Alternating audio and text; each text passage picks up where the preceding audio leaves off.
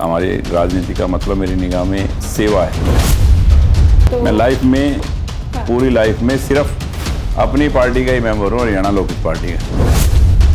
सिरसा की पांचों सीटें जीतेंगे और हरियाणा में हमारी सरकार होगी, इस बात में कोई दो राय नहीं। देखो, बीजेपी को समर्थन की जरूरत पड़ी और हमें लगा कि हमारे पास 2-4 की कमी है, तो क्या पता बीजेपी हमें समर्थन दे दे। आज तक जब भी 2 बार बना हूँ तो मैं तो उसे अपने दम पे ही बनाऊँ। अगर आप निकाल के देखेंगे तो 2 बार में जितने पैसे मैं लेके आया हूँ, पिछले 50, 60, 100 सालों में अगर इतना पैसा सिरसा में आया हो तो मैं राजनीति छोड़ सकता हूँ। सिरसा से विधायक गोपाल कांडा एक बार फिर से अपनी पार्टी से किस्मत आजमा रहे हैं। बातचीत कर लेते हैं इनसे। बड़ा दिलचस्प जो इनका राजनीति का करियर रहा है और आगे क्या विजन है सिरसा को लेकर बात करते हैं। गोपाल जी, आपका बहुत बहुत स्वागत है। जी नमस्कार। सिरसा की बात कर रहे थे। सिरसा में जिस तरह से आपने अपना राजनीतिक करियर आजमाया है और उसको अभी तक आगे लेकर जा रहे हैं, एक बार फिर से अपने आप को प्रत्याशी आपकी पार्टी से घोषित किया गया है, किस तरह से देखते हैं, क्या विजन? हरियाणा लोकहित पार्टी 2009 से ही इंडिपेंडेंट जीता। उसके बाद पार्टी से लोगों ने बहुत प्यार दिया और एक हमारी राजनीति का मतलब मेरी निगाह में सेवा है और उस सेवा के सिलसिले को आगे बढ़ा रहे हैं और लोग सब इसमें साथ दे रहे हैं। अगर सिरसा की बात की जाए तो काफ़ी परिवारों से आपका नाता रहा है। पहले इनेलो से रहा, एक बार उसी पे बात कर लेते हैं। दोबारा उसमें जाके मिल गए हैं, इनेलो का समर्थन हो गया है इस बार आपको। किस तरह की जर्नी रही है? मेरी ज़िंदगी में किसी पार्टी से मैं किसी पार्टी का कभी मेंबर नहीं रहा हूँ, ना किसी कांग्रेस का, ना किसी और पार्टी का। मैं सिर्फ मेरी एक बिजनेस के कारण सभी से रिलेशन रहे हैं। गुड़गांव में मेरा बिजनेस होने के कारण मैं किसी पार्टी का सदस्य नहीं था। 2009 में इंडिपेंडेंट जीता और उसके बाद 14 में मैंने अपनी पार्टी बना ली, हरियाणा लोकहित पार्टी जी। तो मैं लाइफ में पूरी लाइफ में सिर्फ अपनी पार्टी का ही मेंबर हूँ, हरियाणा लोकहित पार्टी का, और किसी का नहीं। तो आगे कोई मेंबरशिप मैंने किसी की नहीं ली। आपने तो नहीं लिया, पर आपके भाई को आपने जो है भाजपा की सदस्यता दिलवाई। गोविंद भारतीय जनता पार्टी के अंदर गया। वो भी क्या कि बाई इलेक्शन था जब ऐलनाबाद का, तो उसने भारतीय जनता पार्टी ज्वाइन की और वो इलेक्शन लड़ा। कितनी दिलचस्प बात है ना, तब वो अभय चौटाला के अगेंस्ट लड़े थे और अब अभय चौटाला आपको समर्थन दे रहे हैं। भाजपा को नहीं दे रहे ना, मेरे को दे रहे हैं, हरियाणा लोकहित पार्टी को। हरियाणा लोकहित पार्टी उनके सामने नहीं लड़ी थी, भाजपा लड़ी थी। अच्छा, तो यानी कि ये चीज़ रहेगी कि भाजपा के साथ आप ज़्यादा नज़दीकी रख रहे हैं? नहीं, Haryana Lokhit party, Indian national Lokdal और बहुजन समाज पार्टी, तीनों का गठबंधन हुआ है। सिरसा की पांचों सीटें जीतेंगे और हरियाणा में हमारी सरकार होगी, इस बात में कोई दो राय नहीं। बयान शायद बदल लिया आपने, क्योंकि इससे पहले जब नामांकन वाले दिन हमारी बात हुई थी तब आपने कहा था कि मिलकर भाजपा की सरकार बनाएंगे। देखो, ऐसा है कि जब जिन लोगों ने साथ दिया है हमारा, तो सरकार तो हम मिलकर ही बनाएंगे और आज माहौल ऐसा बना हुआ है, इसमें क्या है? आपको क्या लगता है कि अपनी पार्टी के दम पर या और पार्टियों के साथ मिलकर, जैसे अब आपने इनेलो के साथ गठबंधन किया है, उनके साथ बसपा का गठबंधन है, तो आप 3 पार्टियां मिलकर हरियाणा में सरकार लाने की कोशिश करेंगी या किसी और बड़ी पार्टी के लिए उन नंबर्स लाने का काम करेंगे? देखो, ये Haryana Lokhit party, Indian national Lokdal, Bahujan Samaj party, तीनों मिलकर सरकार बनाएंगे। और बीजेपी को समर्थन की जरूरत पड़ी तो? देखो, बीजेपी को समर्थन की जरूरत पड़ी और हमें लगा कि हमारे पास 2-4 की कमी है, तो क्या पता बीजेपी हमें समर्थन दे दे। बीजेपी समर्थन। आप भी दिल्ली चक्कर काफ़ी लगा के आए हैं पिछले दिनों का। मैंने कभी कोई टिकट किसी से नहीं मांगी, क्योंकि मेरी अपनी पार्टी है, हरियाणा लोकहित पार्टी। यही बात सामने आ रही थी सूत्रों के हवाले से, हमें जहाँ तक पता लगा कि आप अपनी पार्टी के लिए अलग से मेरी पार्टी एनडीए में जरूर थी और है भी, क्योंकि अभी हमने वहाँ से एनडीए से अभी आजकल में हम उसका करने वाले हैं कि अपना एनडीए से हम उसका सेपरेशन करने वाले हैं। पर एनडीए में आज तक हमारी पार्टी होने के कारण हमें उम्मीद थी कि 2-4 सीटों पे हमारी आपसी अंडरस्टैंडिंग 5 सीटों पे बनेगी। वो कैसे क्या हुआ वो सब थोड़े दिन में आपके सामने आएगा। गोपाल जी, बड़े कयास लगाए जा रहे थे जब दिल्ली आपकी मुलाकात खट्टर जी से हुई या धर्मेंद्र प्रधान जी से हुई कि शायद आप पार्टी डिसॉल्व कर लेंगे या फिर मिलजुल कर सीटें जो हैं वो ले आएंगे। पर एकदम से खबर आई कि नहीं, आप अपनी ही पार्टी से लड़ रहे हैं, तो क्या पहले से इरादा था? मेरा इरादा तो मेरी पार्टी से ही था, और मेरी पार्टी से मैंने सीटों का या उसका वेट किए बिना सिरसा में एंट्री की, जब मैं मेरी हरियाणा लोकहित पार्टी से एंट्री करके और अपना काम शुरू कर दिया था। आपने इंतज़ार भी किया कि जब तक टिकटों का आवंटन हो रहा था, जब तक बीजेपी ने अपनी टिकट घोषित नहीं की, तब तक आप? ना बीजेपी ने टिकट तो अब किया, हमने तो कब से HLP में शुरू कर दिया अपना काम। वो तो चलो आपकी पार्टी है, काम तो आपने करने हैं, विधायक हैं आप सिरसा? नहीं, विधायक हैं और HLP में ही बनाया लोगों ने। मैं तो कभी किसी के साथ नहीं बनाना आज तक, जब भी 2 बार बनाऊँ तो मैं तो अपने दम पे ही बनाऊँ। रानिया में भी आपने अपना प्रत्याशी खड़ा किया था धवल कांडा पर, बाद में नाम वापस ले लिया। गोविंद के बेटे का नाम गोविंद ने ही दिया था और गोविंद ने ही वापस ले लिया। उन्होंने ही वापस ले लिया।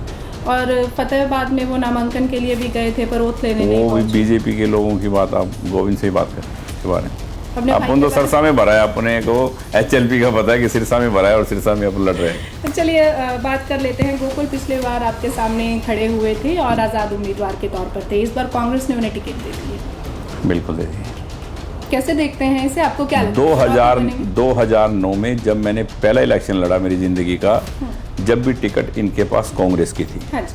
और लक्ष्मण दास जी अरोड़ा से बड़ा इनके परिवार में कोई नेता नहीं है, कोई राजनेता नहीं है, और वो तीसरे नंबर पे थे उस टाइम 2009 में, मैं जब पहला इलेक्शन लड़ा।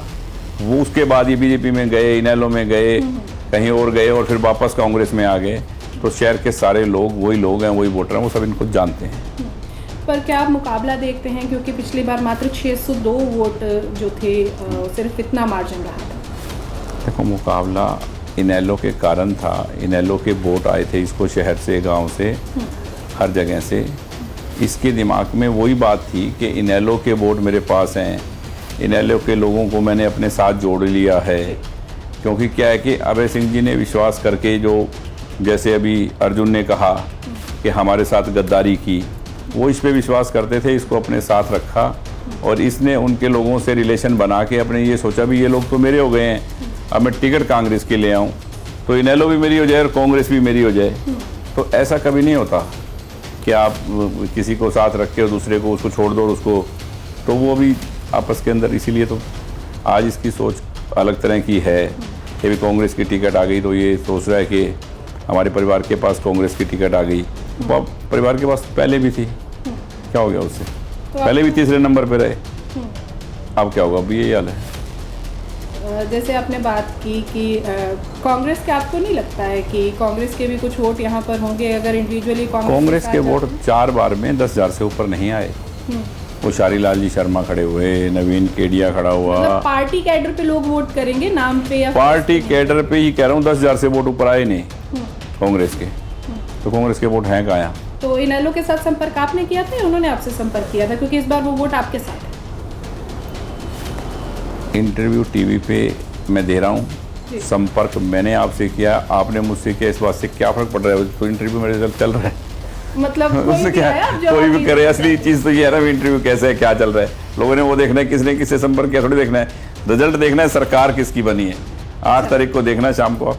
अच्छा, फिर सीएम फेस कौन रहेगा? आप मैं कह रहा हूँ ना, देखो ये सब चीज़ें बात की हैं, अभी जहाँ तक की बात है वो मैंने आपको बता दी। चलो, सरकार हमारे से बनेगी, इसमें कोई दो राय नहीं। सिरसा की बात हम कर लेते हैं। सिरसा में क्या कुछ विकास कार्य जो है आपकी तरफ से करवाए गए हैं? तो सिरसा में, अगर सिरसा के बारे में आपको पता हो तो जब से मैं बनाऊं उससे पहले सिरसा में क्या था, सिरसा की कमेटी के पास क्या था, सिरसा के गांव के पास क्या था, अगर आप निकाल के देखेंगे तो 2 बार में जितने पैसे मैं लेके आया हूँ, पिछले 50, 60, 100 सालों में अगर इतना पैसा सिरसा में आया हो तो मैं राजनीति छोड़ सकता हूँ। पर उसमें तो 100 साल वर्सेस मेरे 5 साल होंगे, इतना पैसा है। जब इतना पैसा आया है तो इतना पैसा लगा है। मैं ये नहीं कहता कि 100% पैसा, कभी अफसर गलत आते हैं, 10-5%, 20% पैसा खराब भी हुआ होगा, कुछ उन्होंने किया भी होगा, हमारी निगाह में भी आया है कि कुछ कमेटी में यहाँ गलत हुआ है या जो भी है, वो भी हम अपना क्या है कि जब इतना बड़ा काम करेंगे, इतने पैसे आएंगे तो उसका गलती कहीं हुई होगी तो उसका सुधार भी करेंगे।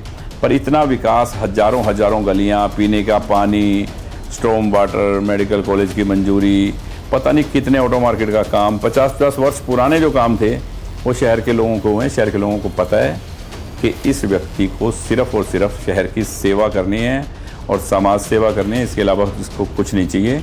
और इस वजह से सिरसा के लोग मुझसे जुड़े हुए हैं। अब बाकी क्या रह गया? आप भी अब जैसे कैंपेनिंग कर रहे हैं, आपने बताया कि चलो काम आपने बहुत करवाए हैं, बहुत फंड भी यहाँ पर आया है, पर अभी और क्या समस्याएं देख पा रहे हैं जिन्हें समस्या है सबसे बड़ी यहाँ नशे की। वो नशे की समस्या क्यों है, इस पे कोई नहीं गया अभी तक। और ये सब व्यक्तियों ने एक ही बात की, सब पॉलिटिशियनों ने एक बात की, सिरसा में बहुत नशा है, बहुत नशा है। जब बेरोजगारी होगी, लोगों के पास काम नहीं होगा, युवा साथियों के पास काम नहीं है, हर व्यक्ति को जॉब मिल नहीं सकती गवर्नमेंट में, ये मुमकिन नहीं है, युवाओं के पास, माँ बहनों के पास काम नहीं है। इसका सोल्यूशन ये है कि यहाँ इंडस्ट्री लगे। पर ये तो काम आपका था ना कि आप उनको कहीं ना कहीं ये काम करते सरकार के साथ। एक व्यक्ति को, 2 को, 20 को आप एंगेज कर सकते हो, जो कि सैकड़ों को हमने किया हुआ है। पर आप हजारों बच्चों को एंगेज नहीं कर सकते। वो आप सिरसा में कोई सरकार की सहायता से इंडस्ट्रियल टाउनशिप आए, वो आएगी कैसे? क्योंकि जब आप इतनी दूर बैठे हो दिल्ली से, एनसीआर से, तो ट्रांसपोर्टेशन ही आपको इंडस्ट्रियलिस्ट आएगा क्यों?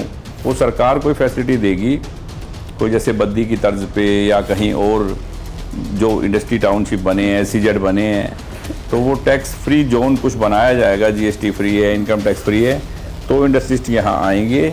और जब बच्चों को, युवाओं को रोजगार मिलेगा तो इस नशे से छुटकारा मिलेगा। पर गोपाल जी, कब हो पाएगा? 10 साल से आप कहीं ना कहीं सरकार का पहले पार्ट रहे, गृह मंत्री रहे, उसके बाद आपने बिना शर्त के समर्थन भी दिया। अगर अब आप सरकार के साथ नहीं है तो फिर ये कब हो पाएगा? ये अब हो पाएगा, क्योंकि अब की बार हमने जो पिछली बार हमारा एजेंडा था वो हमने पूरा किया।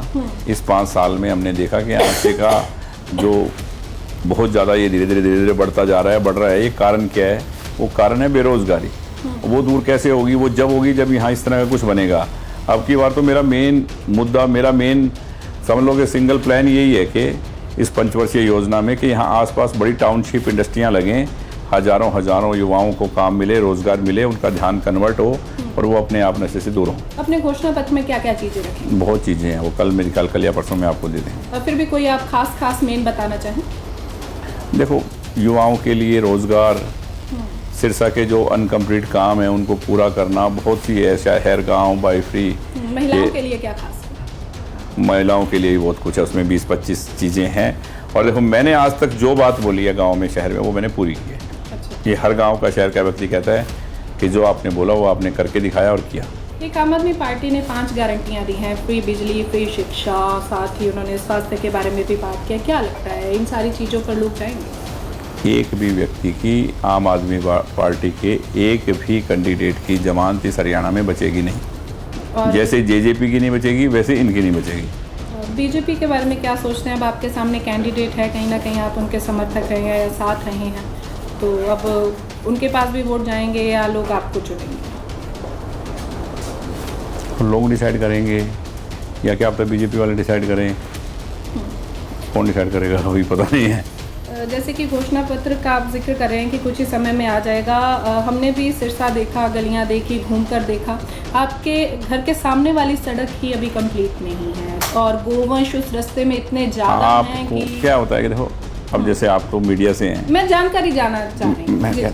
अब आपने बोल दिया कि वो सड़क कंप्लीट नहीं है, वो क्यों नहीं है ये आपने नहीं पूछा। मैं इसीलिए आपसे पूछ रही हूँ कि ऐसा क्यों है कि जो यहाँ के विधायक हैं, वो पहली बात तो वो रोड है जो नेशनल है, वो हाईवे है, ठीक है। दूसरा ये है कि जब कहीं कोई सीवर का काम चल रहा हो तो कंडीशन होती है कि वो सड़क बैठ ना जाए, 1 साल से पहले ये लोग उसको बनाते नहीं है। कुछ इनकी कंडीशन है, वो पूरी हो रही है टाइम, वो जैसे कंप्लीट होगा बन जाएगी।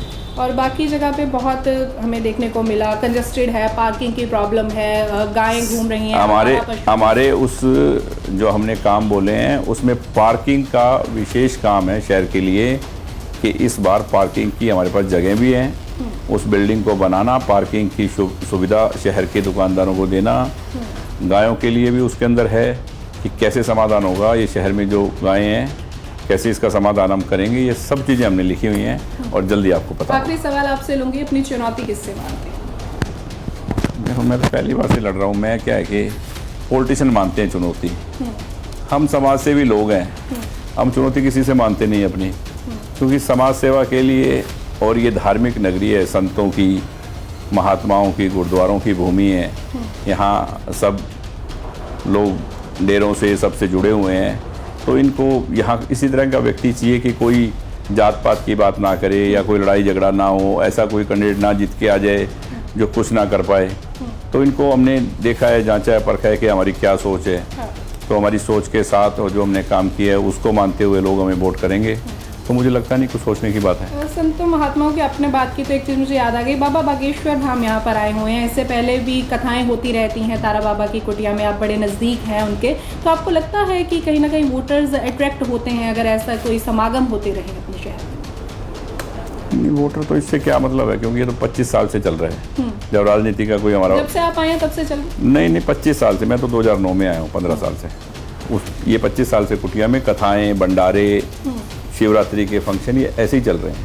पूरे शहर को मालूम है कि इससे उसका कोई कनेक्शन नहीं है। मतलब आशीर्वाद लेने की जरूरत नहीं है, ये तो नॉर्मल रूटीन की चीज़ है। ये तो चलता ही है, ये उनको पता है कि ये इनके रूटीन का काम है, ये करते ही हैं।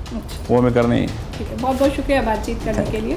तो ये थे हमारे साथ सिरसा से विधायक और साथ ही साथ हरियाणा लोकहित पार्टी से प्रत्याशी गोपाल कांडा, जिन्होंने बातचीत की, बताया सिरसा का अभी तक क्या विकास हुआ है और आगे क्या कुछ सिरसा को सौगातें मिलेंगी उसके बारे में। वीडियो जर्नलिस्ट रजत के साथ लिविंग इंडिया के लिए सिरसा से